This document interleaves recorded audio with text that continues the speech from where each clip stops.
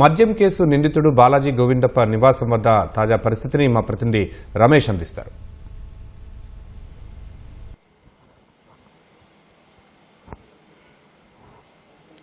AP మద్యం case కుంభకోణంకు సంబంధించి నిందితులకు ఒక్కొక్కరికి కూడా ఏపీ సిట్ అధికారులు నోటీసులు అయితే జారీ చేయడం జరిగింది. హైదరాబాద్లో మొత్తం 5గురు నివాసంలో కూడా ఏపీ అధికారులు ఇక్కడికి రావడం, తర్వాత సిట్కు సంబంధించిన వారి పోలీసులు అయితే ఎవరైతే నిందితులుగా ఉన్న ధనంజయ రెడ్డి కానీ తర్వాత బాలాజీ గోవిందప్ప వాళ్ళ ఇండ్లకు కూడా నోటీసులు జారీ చేసి ఈ నెల 11వ తేదీన విచారణకు హాజరు కావాలని చెప్పి కూడా నోటీసులో పేర్కొనడం జరిగింది. ఈ కేసుకు సంబంధించి కూడా అంటే మొదటి నుంచి ఈ కేసులో ఎవరైతే నిందితులుగా కృష్ణమోహన్ రెడ్డి తర్వాత ధనంజయ్కి సంబంధించి కానీ తర్వాత బాలాజీ గోవిందప్ప నిందితులుగా ఉన్నారో వారికి సుప్రీంకోర్టులో ముందస్తు బెయిల్ వేయడంతో కూడా అక్కడ నిరాకరించడం జరిగింది. నిరాకరించడంతోనే వెంటనే సిట్ అధికారులు అయితే నోటీసులు జారీ చేసి ఈ నెల 11వ తేదీన విచారణకు హాజరు కావాలని చెప్పి కూడా నోటీసులో పేర్కొనడం జరిగింది. ఈ నెల 11న ఇలా ముగ్గురిని విచారించినట్లయితే ఖచ్చితంగా ఈ కుంభకోణం సంబంధించి కూడా అంటే ఈ పాలసీ విధి విధానాలపైన కానీ తర్వాత ఈ పాలసీకి సంబంధించి ఎవరు పైన కూడా ఇవి అంతా వాటికి సంబంధించిన వివరాలు అయితే సిట్ అధికారులు అయితే వివరాలు అయితే సేకరించే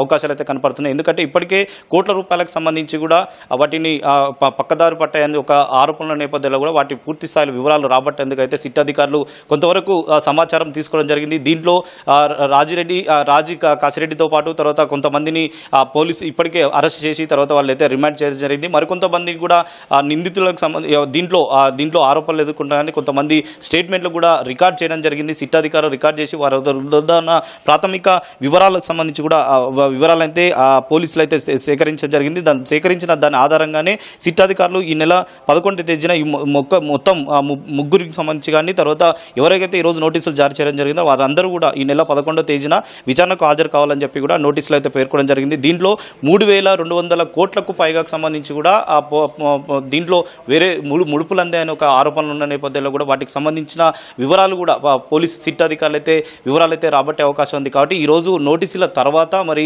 విచారణకు వచ్చిన తర్వాత దీంట్లో ఎవరు ఉన్నారు అనే దాని మీద కూడా ఒక స్పష్టత వచ్చే అవకాశం ఉందని చెప్పి సిట్ అధికారులు అయితే భావిస్తున్నారు. దీంట్లో ఈరోజు ఇచ్చిన 5 మందిలో కూడా మొత్తం ఎవరు కూడా వారి ఇళ్లలో లేకపోయేసరికి వారి కుటుంబ సభ్యులు కానీ తర్వాత వారి బంధువులకు సంబంధించి అయితే నోటీసులు అందజేసి దాంట్లో పేర్కొనడం జరిగింది. 11వ తేదీన ఉదయం 10 గంటల సమయంలో కూడా సిట్ కార్యాలయానికి విచారణకు హాజరు కావాలని చెప్పి కూడా దాంట్లో నోటీసులో పేర్కొన్నారు. కాబట్టి విచారణకు సంబంధించి మరి హాజరైన తర్వాత దాంట్లో మద్యం సంబంధించి కూడా మరి ఎలాంటి వివరాలు రాబడతారు లేదనేది కూడా ప్రస్తుతం అయితే చూడాలి. ఎందుకంటే దీంట్లో ఇప్పటికే అరెస్ట్ అయిన వారు ఇచ్చిన సమాచారం ప్రాథమిక సమాచారంతో కానీ మరికొంతమంది స్టేట్మెంట్లు రికార్డ్ చేయడం జరిగింది. కాబట్టి ఆ స్టేట్మెంట్ల ఆధారంగా కూడా కొన్ని ప్రాథమిక వివరాలు రాబట్టిన తర్వాత దీంట్లో వీళ్ళు ఎవరైతే ఈరోజు నోటీసులు జారీ చేయడం జరిగిందో సుప్రీంకోర్టులో ముందస్తు బెయిల్ వేయడంతో కూడా వాటిని సుప్రీంకోర్టు నిరాకరించడంతో కూడా ఇటు విచారణ దశలో ఉన్న సమయంలో కూడా బెయిల్ ఇవ్వద్దని చెప్పి కూడా ఇటు పోలీసు తరపు వాదనలు అయితే సుప్రీంకోర్టు కూడా వినిపించినట్టు తెలుస్తుంది. దాని ఆధారంగానే పోలీసులు కూడా ఇప్పుడు నోటీసులు జారీ చేసి దీనికి సంబంధించి ఎవరైతే ముందస్తు బెయిల్కి వెళ్ళడం జరిగిందో వారికి